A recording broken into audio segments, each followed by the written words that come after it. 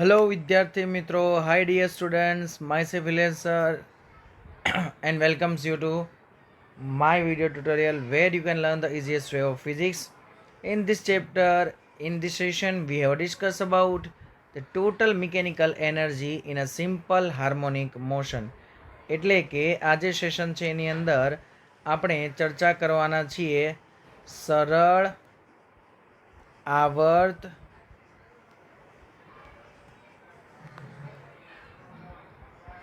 दोलकनी कुल यांत्रिक ऊर्जा। चलो हवे आजे सेशन छे या फिर आजे कॉन्सेप्ट छे एनी बात करिए तो आपणे जे छे ए अहींया एक वस्तु जे छे ए भणेला हता शुं के भाई सरल आवर्त गति करतो कण जे छे सरल आवर्त गति करतो कण बे प्रकारनी ऊर्जा जे छे ए धरावे छे। गति करतो कण केटली ऊर्जा धरावे तो के बे प्रकारनी ऊर्जा धरावे। तो कई कई बे प्रकारनी ऊर्जा एनी बात करिए तो पहलू बात करिए कि कण जे छे ए कणनी गति ने लीधे तेनी पासे शुं होय छे तो तेनी पासे गति ऊर्जा होय छे।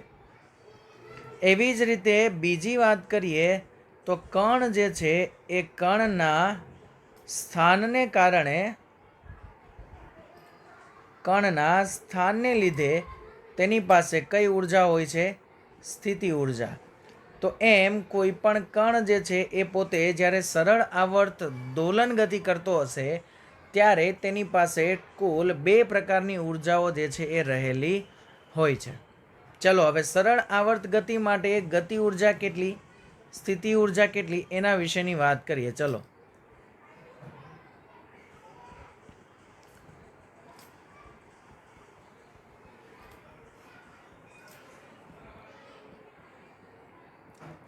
तो આપણે નોર્મલી જે છે એ દીકરાઓ ગતિ ઉર્જાનું સૂત્ર જાણીએ છીએ 1/mv²। યસ, હવે બીજી એક વસ્તુ અહીંયા આપણે એ પણ જાણીએ છીએ કે કણ જે છે તેની ગતિ ઉર્જા ઓકે આગળ જે છે એ સેશનોની અંદર આપણે એક વસ્તુ ભણેલા હતા કે કણ જે છે તેનું સ્થાનાંતર y બરાબર a sin omega T plus theta थाय छे। अने आ ज वस्तु ज्यारे आपणे वेलोसिटीना फॉर्मेटमां लई गया था तो dy बाय dt बराबर omega a cos omega t plus theta आवुं आपणी पासे सूत्र हतुं। ओके, थीटा अथवा फाई जे पण तमे लखो ते। चलो एक काम करिए, फाई राखीए एटले खबर पड़े कि भाई ए प्रारंभिक कला छे। तो वेल्यू पुट करिए, आ वी नी वेल्यू जे छे ए अहींया पुट करशो एटले गति ऊर्जा आपणने मळशे 1/2 v² नी जग्या पर omega square a square cos square omega t plus phi. Okay, अने गति ऊर्जा माटे आपणी पासे बीजुं पण एक सूत्र हतुं, सॉरी गति माटेनुं झड़प माटेनुं बीजुं आपणी पासे सूत्र हतुं ओमेगा वर्गमूळनी अंदर A square minus Y square. जो तमे ए वेल्यू मूको तो गति ऊर्जा 1/2 m omega square a square minus Y square आवी कोई किंमत आपणने मळे छे। ओके, चालो तो हवे आगळ जे छे एनी स्थिति ऊर्जा लावीए अने बंनेनो सरवाळो करीशुं त्यारे आपणने कुल गति ऊर्जा कुल यांत्रिक ऊर्जा मळशे।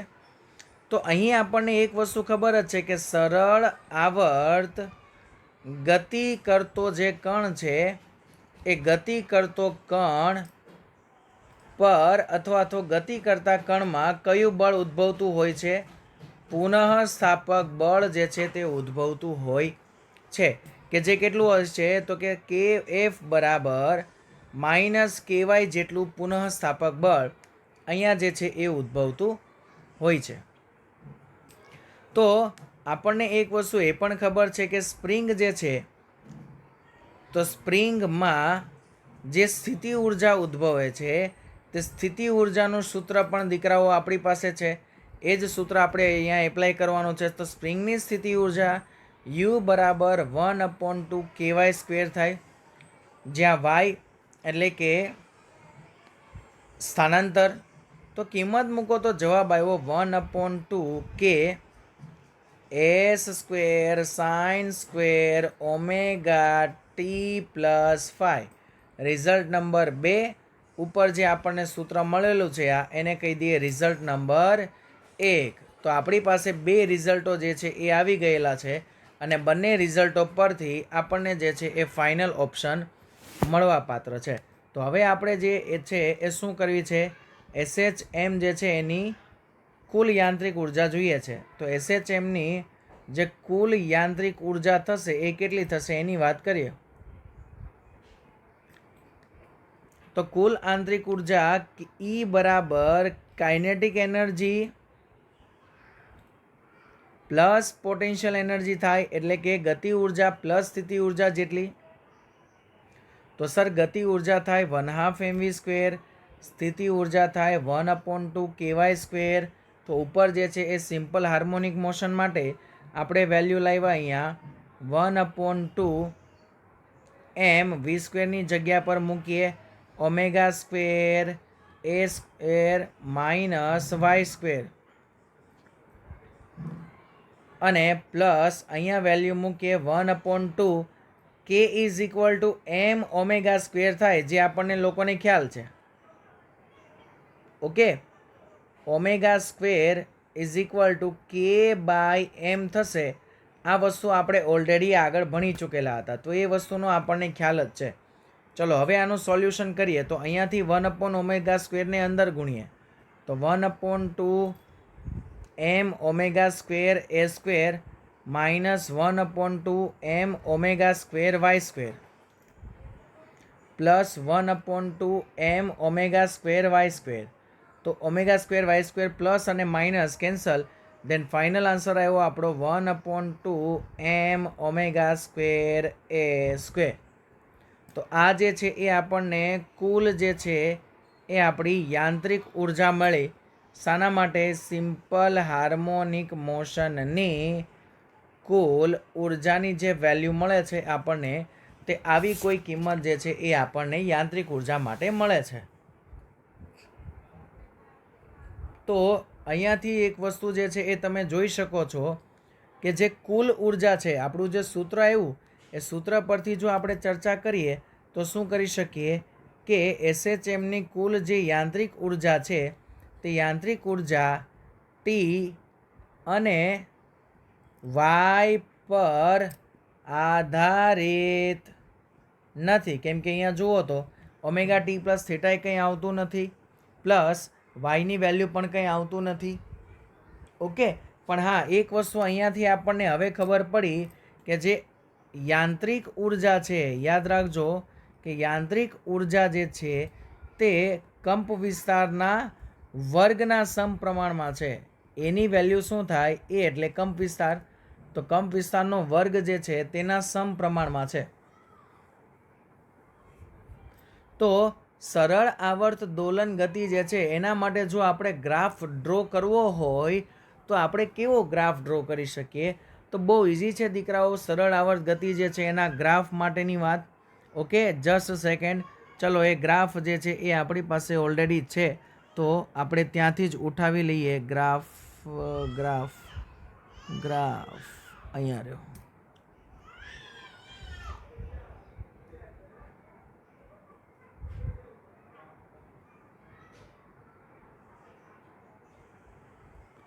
ચાલો, તો અહીંયા જે છે એ આપણે એક વસ્તુ જોઈ શકીએ છીએ કે કુલ ઉર્જા જે છે એ અચળ રહે છે.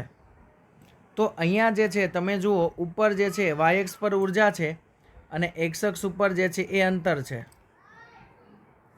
ઓકે, લાલ કલરનો જે ગ્રાફ છે એ તમને ગતિ ઉર્જાનો ગ્રાફ આપેલો છે, જોઈ લો.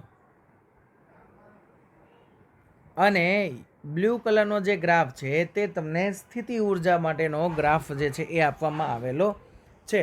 હવે આપણે આગળ જે છે એ ભણેલા જતા છઠ્ઠા ચેપ્ટરની અંદર 11મા ધોરણમાં દીકરાઓ યાંત્રિક ઉર્જા સંરક્ષણનો નિયમ, કે કુલ ઉર્જા જે છે એનું હંમેશા શું થાય, તો કુલ ઉર્જા જે છે એનું હંમેશા માટે સંરક્ષણ થાય. એટલે કે જેમ ગતિ ઉર્જા જે છે એ વધતી જશે તેમ સામે સ્થિતિ ઉર્જા જે છે એ ઘટતી જશે, અને જેમ સ્થિતિ ઉર્જા ઘટતી જશે તેમ ગતિ ઉર્જા જે છે એ ધીમે ધીમે વધતી જશે.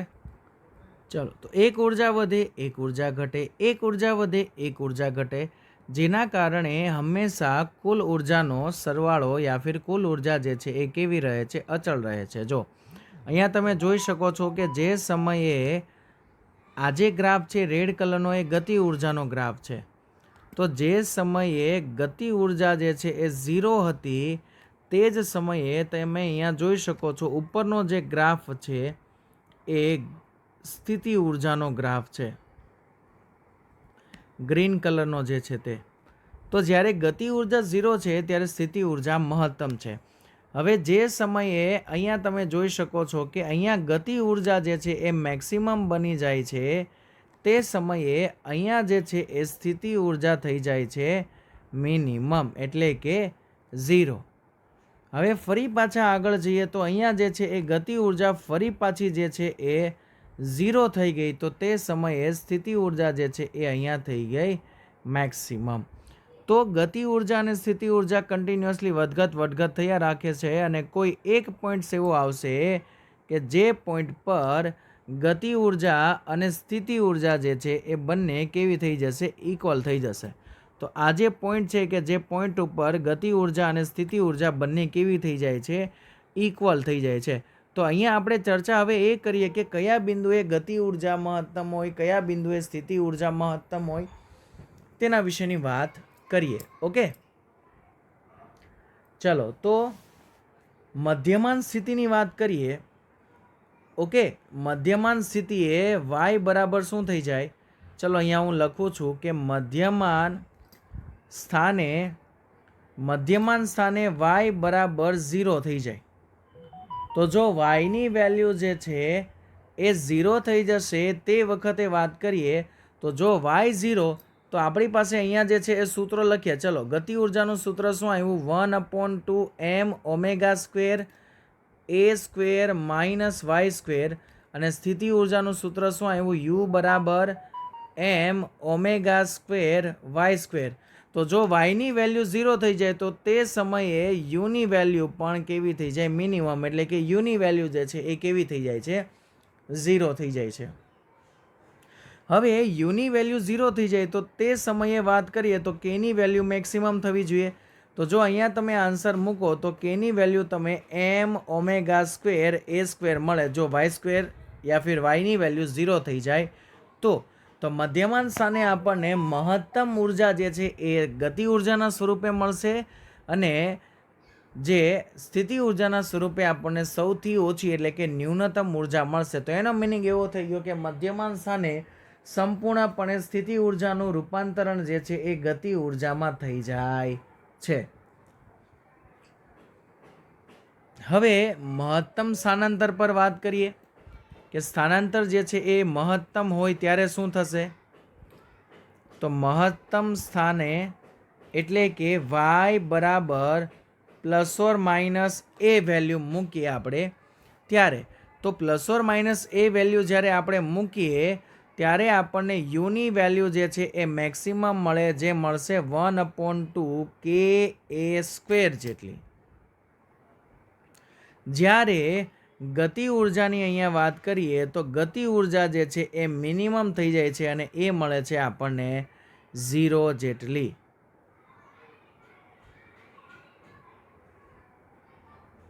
ઓકે દીકરાઓ, ચાલો તો અહીંયાથી જે છે એ એક વસ્તુ આપણે આગળ જે છે એ થર્ડ પોઈન્ટ પર જઈએ અને ત્યાં એ વસ્તુ જે છે એનું ડિસ્કશન કરીએ. ચલો, કે આપણને ખબર છે કે આપણને આપણો જે ગ્રાફ છે એની અંદર બે બિંદુઓ મળેલા, બિંદુઓના નામ આપણને અહીંયા આપેલા છે કંઈ યસ, જો નામ તમને અહીંયા આપી દેવામાં આવેલા છે પી બિંદુ અને ક્યુ બિંદુ. તો આપણને આ જે બે બિંદુઓ મળે છે જે આપણે કહી શકીએ કે પી અને ક્યુ બિંદુ પાસે અથવા તો પર ગતિ ઉર્જા અને સ્થિતિ ઉર્જાનું મૂલ્ય કુલ ઉર્જા કરતાં અડધું હોય છે, કેમ કે એ સમયે અથવા તો તે સ્થાને અડધી સ્થિતિ ઉર્જા હોય છે અને અડધી ગતિ ઉર્જા હોય છે. એટલે બે હાફ હાફ હોવાના કારણે બેની વેલ્યુ આપણને હાફ મળશે.